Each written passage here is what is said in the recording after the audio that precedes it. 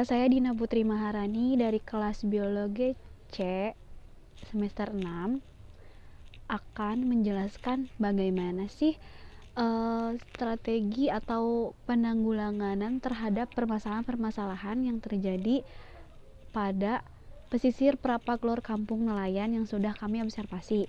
Nah, yang pertama yaitu tadi pendapatan nelayan itu turun karena harga ikan itu menjadi turun akibat adanya COVID-19. Nah, tapi semenjak ada ini COVID-19 pendapatan nelayan tuh turun drastis ya, gara-gara penghasilan dari laut sih banyak tapi kan harganya turun drastis.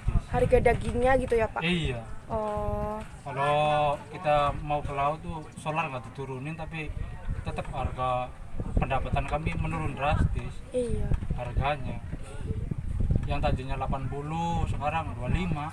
Iya, emang turun drastis sih Pak. Iya.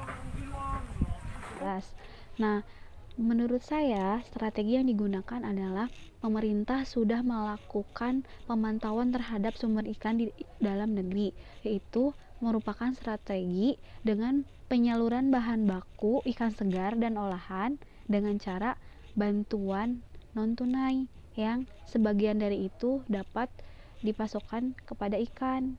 Nah, lalu selain itu ada lagi sistem tunda jual, di mana dengan begitu harga akan menjadi stabil dan tidak akan terjadi kenaikan ataupun penurunan.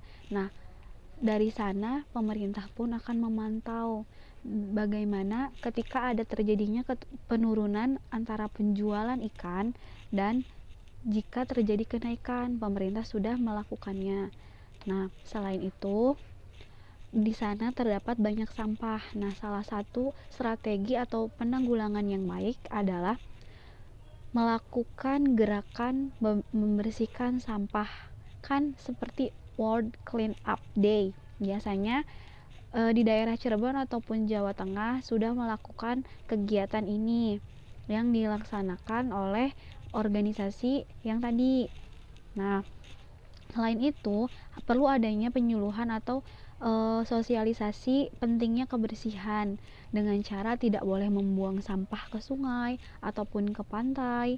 Dan selain itu, ketika ada anak-anak ataupun masyarakat yang mengunjungi pesisir pantai tersebut, tidak boleh membuang sampahnya di sekitaran pesisir pantai karena akan berdampak kepada hal-hal yang lain.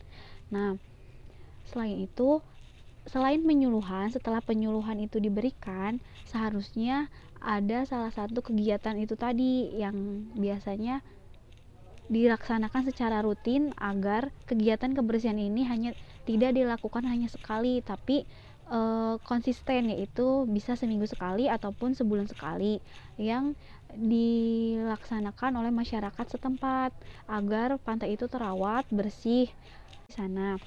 Selain itu, mayoritas ibu-ibu di sana adalah membantu membersihkan rajungan dan limbah dari rajungan tersebut dibuang sembarangan. Nah, ini adalah hal yang sangat disayangkan. Kalau ininya sih cangkang-cangkang rajungannya dikemanain Bu? Dibuang.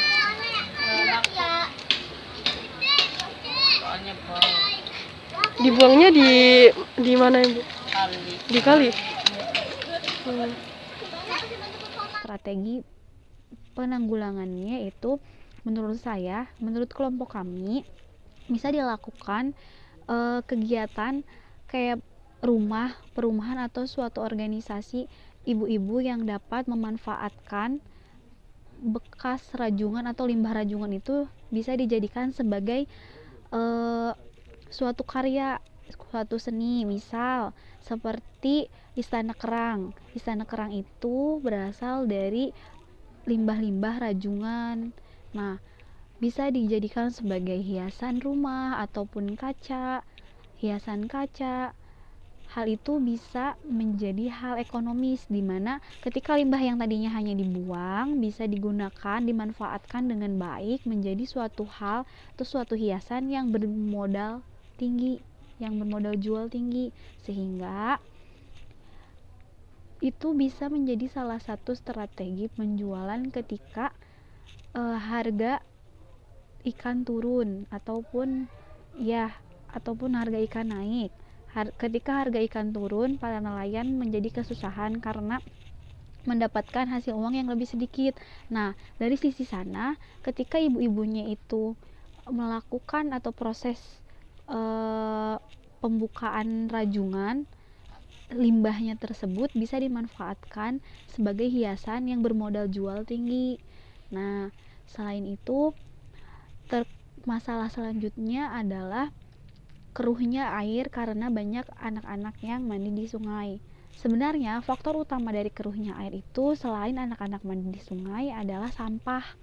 Nah, memang seperti tadi perlu adanya sosialisasi penyuluhan kepentingan hidup bersih, hidup sehat, dan penyuluhan tentang bagaimana cara mengolah sampah yang baik, membuang sampah yang baik, seperti itu. Jika suatu proses itu terlaksana, maka sedikit demi sedikit permasalahan-permasalahan yang ada di pesisir Prapak Lor Kampung Nelayan itu akan berkurang. Mungkin hanya sekian strategi atau penanggulangan permasalahan yang terjadi di pesisir Prapak Lor Kampung Nelayan dari kelompok 2. Ya, selanjutnya adalah potensi-potensi yang dimiliki oleh pesisir. Secara garis besar, kawasan pesisir itu dibagi menjadi 3 kelompok. Yang pertama, sumber daya dapat pulih, atau bahasa Inggrisnya yaitu renewable resource. Yang kedua, sumber daya yang tidak dapat pulih, non renewable resource.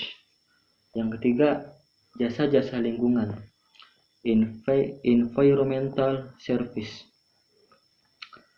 Lalu pada kawasan pesisir Prapak maupun Prapak Lor dan Prapak Kidul itu ada juga yang berupa sumber daya dapat pulih, yaitu renewable resource. Nah, apa itu sumber daya dapat pulihnya? Yaitu yang berupa hutan mangrove. Di sana terdapat hutan mangrove yang bernama Kalianyar. Selain itu juga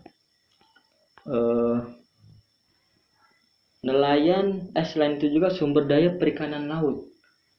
Nelayan sangat sering mengambil ikan di laut, dan juga ada uniknya. Uniknya adalah di daerah laut terdapat daratan, tapi daratan itu bukan berupa pulau yang kita ketahui, bukan. Orang Prapak menyebutnya adalah gegara. Jadi gegara adalah suatu daratan, di mana daratan ini untuk pesta laut. Nah, pesta laut adalah ciri khas orang nelayan, di mana ditujukan untuk mengucapkan rasa syukur terhadap laut karena telah memberikan jasa-jasanya terhadap kaum nelayan. Maka dari itu semua nelayan senang akan diadanya pesta laut. Saya juga pernah sih mengikuti, seru tahu. Ya, terima kasih. Dari kami sekian. Wassalamualaikum warahmatullahi wabarakatuh.